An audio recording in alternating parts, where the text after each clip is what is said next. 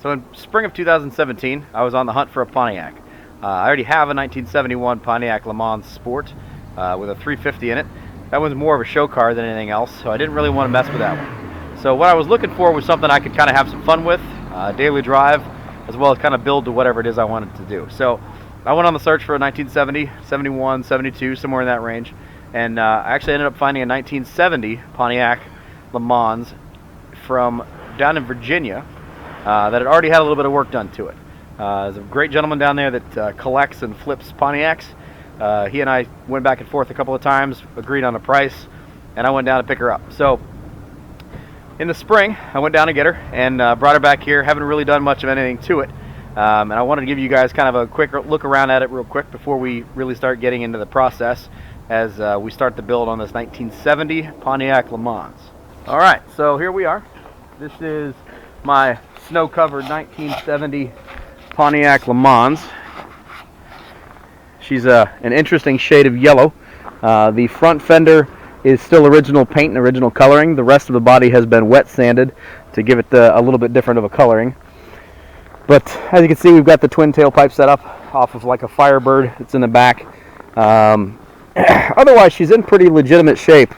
Not really any rust to really worry about. A little bit of stuff here and there, but the nice thing is it's a Southern car, so it's in pretty good shape.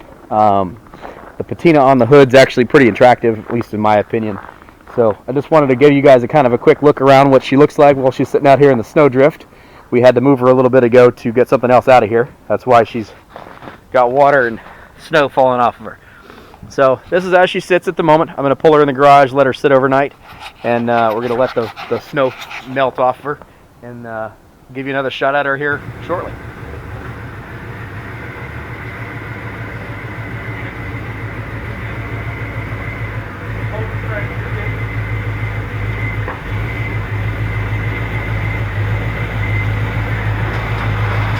As you can see, with the snow melting off the body, this car isn't perfect. That's actually what I was looking for. With nearly 50 years of attitude and experience, these are things that the hot rod industry is currently trying to fake. You can't fake this kind of thing with paint. And I think as long as it's maintained, the look actually adds some credence and honesty to an old school muscle car like this. Not that I don't appreciate perfect restorations and show cars. I do. But this car was purposely purchased to be more of a driver. And that is absolutely terrifying for anybody who's driven their prized toy out for a cruise while being worried about dings and scratches and even bird droppings. Parking that kind of a car is an absolutely terrifying experience. The patina on the hood is kind of a love-hate thing. Some people love it, some people hate it. Personally, I think it gives the car a pretty cool look.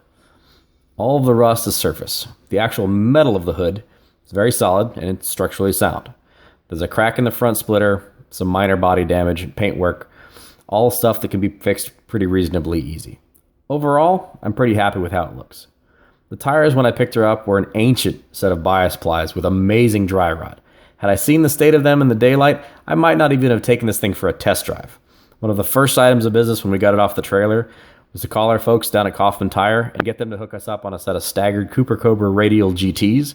We did a 235 60/15 in the front, a 275 60/15 in the rear, on an original set of Pontiac Rally 2 wheels. All right, so we are dried off, snow's melted, and this is what she looks like when she's not covered in snow. Like I said, the patina, you either love it or you hate it. Personally, I think it's pretty cool. And your major difference here as far as your coloring goes, again, original paint versus this has been repainted and then also wet sanded. Now this is also after our wonderful friends down at the Performance Auto Spa spent a little bit of time on working over the paint to try to get it as smooth as possible. When I picked this thing up, it was a little bit grungy. So anyway, we talked about earlier the dual setup pipes that are reminiscent of like the Firebird. So this is what she looks like. We've got our 275 on the rear, gives it a pretty good offset. The 235, 275 setup. So what's brought this guy into the shop for me to get started on our wiring issues here? We have a bit of a charging problem. Had this problem since pretty much right after I bought it, which is how things go when you buy a used car. What I want to show you here is this generator light. or she's flickering on and off. You may also be able to hear a really annoying buzzing sound that's actually hooked up together. So when it has an issue with charging, that's what we get. So I need to fix our charging issue, and we're going to go under the hood here in a second, and I will show you where we're going to go with that. Alright, so going under the hood here, as we said before, the patina on this hood is pretty interesting. Personally, I like it, but it's not for everybody. I think it gives it a pretty interesting look. Some real honest aging here. And I'm not sure what was spilled on the sides, some sort of acid or something stripped it down. So it's got some interesting kind of drag marks down the side, which I think are pretty neat. But to each their own, I guess. So anyway, let's pop the hood and go underneath. There we find our 1972 engine that is a Pontiac 455 with 6X heads. If you're a guy in the Pontiac world, you know the 6X heads are very in demand. So we find ourselves with a power brake, power steering, air conditioned 455. That's the best thing you could buy, right? So she's got a couple of small upgrades done, but nothing real serious. As I said, it's got the 6X heads done on it. It's still running a old school quadrajet that's underneath there. Upgraded air cleaner, but that's not a real big deal. Essentially, everything underneath here is pretty well stock. What's really going to get us in here is we start running into problems with the wiring. And I want to show you guys some of the examples of what we ran into when we looked into the wiring problems here. And if you look, you can see some wiring that doesn't look so hot. And whatever happened in the past, somebody had been in here and not done a too terribly great job of repair when it comes to electrical stuff. And we ended up running into a problem where one of the wires actually overheated, and then it laid down over top of another wire, which grounded itself out, which caused even more problems. So the neat thing is, when those two wires decided to ground themselves out, we then ended up with an issue where these wires coming through here laid across a tube that ran back in the back. Well, that tube is a high pressure oil line that runs the oil gauge inside. So that hot wire that was grounding out melted that plastic wire, which means I have an oil issue. So as I loaded this car onto the trailer, it popped the oil line, pouring oil all over the ground. Really neat little experience for right when you buy a car. So anyway, like I said, there's where our wiring issues are. As you can see, we have some exposed wiring that's not so hot. So we're going to replace all the wiring in this loom here, all the way back to the voltage regulator that's back there in the back, which has also already been replaced. So that should go ahead and get rid of our wiring issue and our charging issue. Alternator's already been replaced, so that's done. Belts are all brand new, so we got to get rid of our wiring problem, and then we'll move on from there. Alright, so we're starting the process here on the wiring redo. First step, make sure you have the correct parts. Over these years, not everything was the same way on every single car that came out of the same year. And this car specifically is the 1972 motor in a 1970 car. Generally speaking, they're pretty much all the same. However, there can be some little changes here and there. Your wiring colors can be a little bit different. The connectors can be a little bit different. And as you will see, you never really know what other people have done before you. So lay out your wiring loom, get everything verified that you're going to have the right connectors in the right places, and then all your wires are the correct length and coloring, and then start the process. So here we go.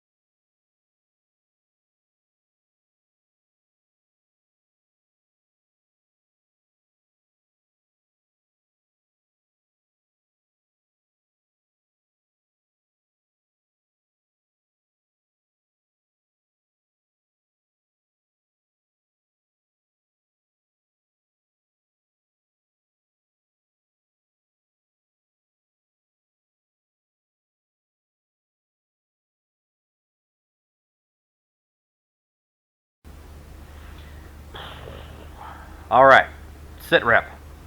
We are 3 hours into a 2-hour process of rewiring this engine bay, and we found considerable amounts of, we'll call it, questionable wiring skills.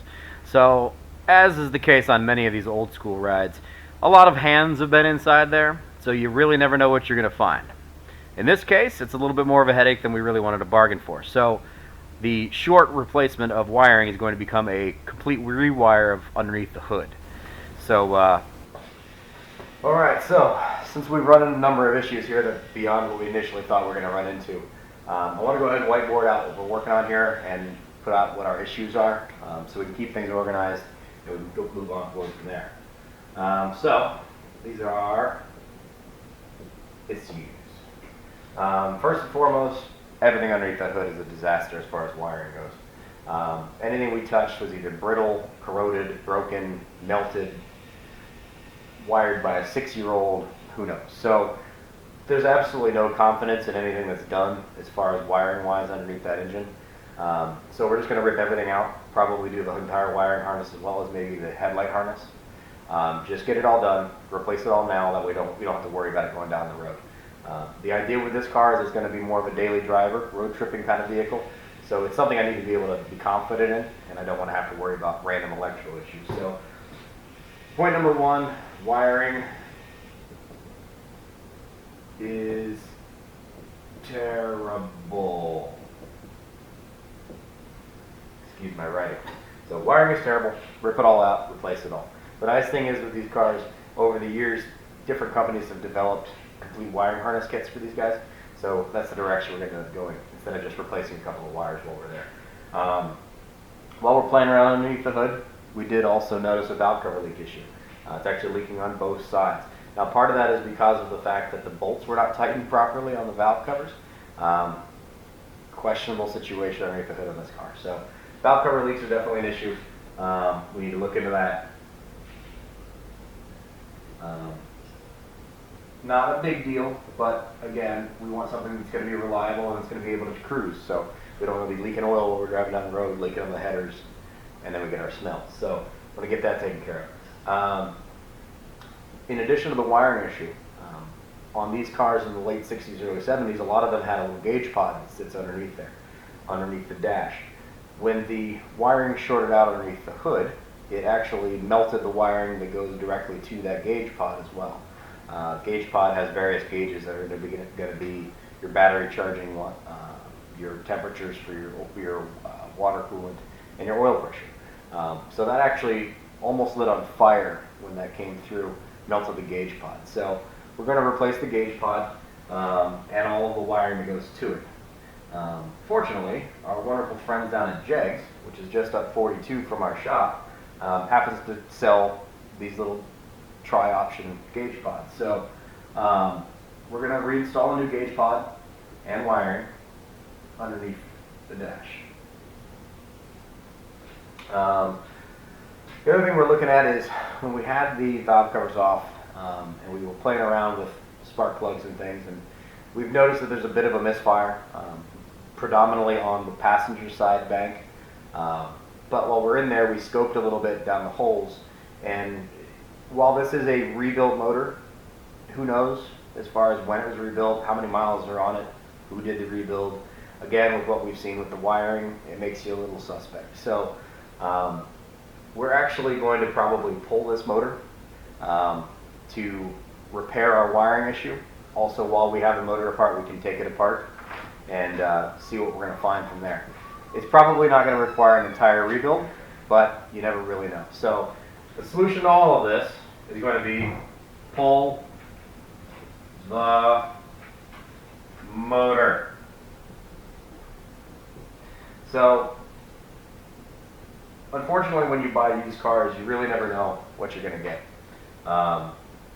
It's kind of a pain. We didn't really want to go this far, but again, in order to be on the safe side and to be able to be confident in the quality of the vehicle, especially if it's something we're going to touch, we want to make sure that it's proper. So wiring's terrible, valve cover's leaking, gauge pod has been melted, bit of a misfire. All of these headaches are kind of a pain, so what we're going to do is just pull the motor. Now that will not be on this episode, so you're going to need to retune in to the next episode, which we'll begin filming here very shortly as we pull that motor out. So thanks for watching so far. Hope you've enjoyed this ride, and we'll see you on the next episode.